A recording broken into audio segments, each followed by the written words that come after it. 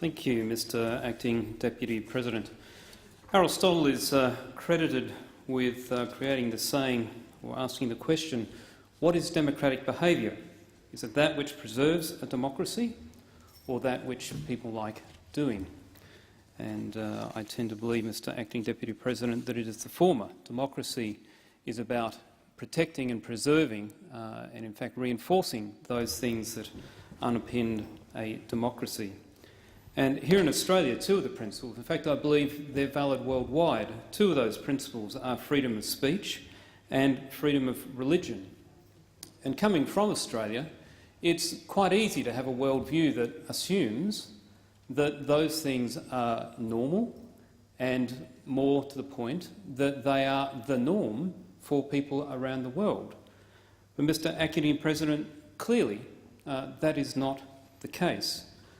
Australians recently were possibly a little surprised to hear about the case of Mr. John Short, an Australian, 75-year-old Australian who had gone to North Korea as a missionary and decided to distribute Christian literature in Korea. And he was tracked down from where they had found some of the literature in February this year that had been distributed, and to his hotel room, and he was arrested. And thankfully, people are probably aware that he was released subsequently, partly because of his age, partly because he was prepared to sign a confession.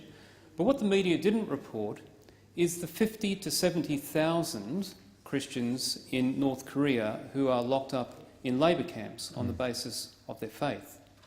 No other crime but the basis of their faith. And so clearly, in some parts of the world, freedom of speech and freedom of religion are not present. And as we look at the dysfunction that we see in that kingdom which is North Korea, we see significant persecution there of, in this case, Christians. And in fact, interestingly, the German International Society of Human Rights has published information that concludes that 80% of all acts of religious discrimination and vilification across the world are directed at Christians. Now in Australia, where we tend to see ourselves, according to the Bureau of Statistics, as a Christian country, even for people who don't necessarily attend church, they would often claim that heritage, it may be difficult to believe, but 80% of all acts of religious discrimination and vilification across the world are directed at Christians. So what do we mean by discrimination, vilification, persecution of Christians? Well, North Korea is country number one on a list of countries that persecute Christians, and sitting at number 3 now is Syria. And what we see in Syria is that whilst it is very much a sectarian conflict between the Sunni and Shia, there are also minorities there, both Druze and Christians, who really have become the persecuted minorities. Disturbingly, what we see is that some of the jihadist groups in Syria, particularly ISIS, the Islamic State in Iraq and the Levant, have reintroduced in the areas that they control the ancient tradition, which is still current in Sharia law, of dhimmitude. And so the BBC is now reporting that they are placing conditions upon Christians in line with ancient traditions and writings that says that you have to pay a tax for protection. So you either convert, you pay the tax, or you die. And the BBC is reporting now that that is occurring in Syria, along with numerous stories of kidnaps and rapes and very specific targeting of the minority Christian community in Syria. But importantly, it's important to notice that this doesn't just occur in areas held by rebels and violent groups, such as Syria.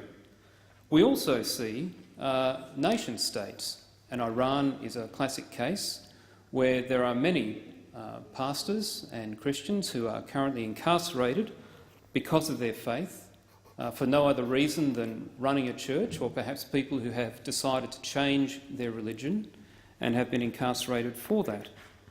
In Egypt, much of the world was pleased, in fact encouraged, to see the Arab Spring and had great hope for what that might bring in terms of democracy.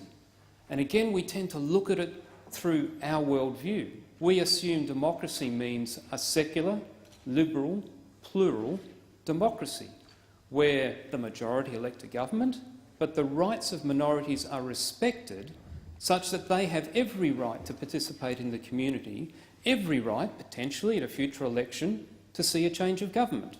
That's what we understand to be democracy. But, Mr. Acting Deputy President, where the legal basis of the country doesn't recognise the separation of church and state, in practice you do not have freedom of religion, and particularly if they also have things like blasphemy laws, you do not have freedom of speech. And so those two elements become critical to preserving democracy as we know it. And in Egypt we saw, in fact, that after the ousting of President Mubarak in 2011 and then the election of President Morsi as a member of the Muslim Brotherhood, the redrafting of a constitution which enshrined the disadvantage for both women and for minorities, including Christians, in terms of the ability to participate fully. And that clearly disadvantaged the large Coptic Christian community in Egypt. And so it is no surprise that when General Sisi overthrew the Muslim Brotherhood and President Morsi, that whilst at one hand people say, well, that's a shame because that's undone a democratic election, what we've also seen is a nation standing up saying, we don't want a situation where freedom of speech is curtailed and freedom of religion is curtailed because of that mixing that that constitution brought in of church, or in that case, I guess, mosque and state. And so a number of sections of the community, including many people of the Islamic faith who did not want to live under a theocracy, stood up and said, we do not want to live in that kind of a nation. Hence, that change of government has occurred, and I wish them well as they move towards bringing in these two principles of freedom of speech, and we see Australians at the moment in this whole issue of the freedom of the media detained in Egypt, and freedom of religion, which is so important. Now, the last thing I'd like to touch on is that having seen the pretty grim outlook for Christians and the persecution, having talked about the separation of church and state, it's often the case that people say, we really need to keep religion out of politics, the church therefore is bad, whichever type you want to talk about. I was fascinated to see an article in the Financial Review on the 28th of February by Larry Seidentop, who's a philosopher, and he wrote an article called Secularism Undermined.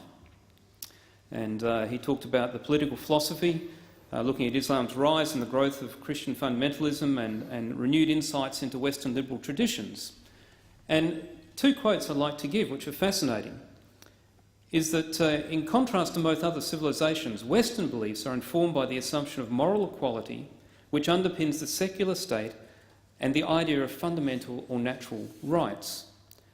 And he goes on to describe the evolution of the Christian church through the Reformation and the value of the individual, and he comes to the conclusion in this piece that in fact this concept of the separation of church and state post the Reformation, and I guess post the Treaty of Westphalia, he said that this, properly understood, the separation of church and state, can be seen as Europe's noblest achievement and Christianity's gift to the world. And so, interestingly, his contention is that rather than people looking at Christianity and saying it is a threat to good secular government, according to this philosopher, Larry Seidentop, it is actually the origin of the concept of separation of church and state.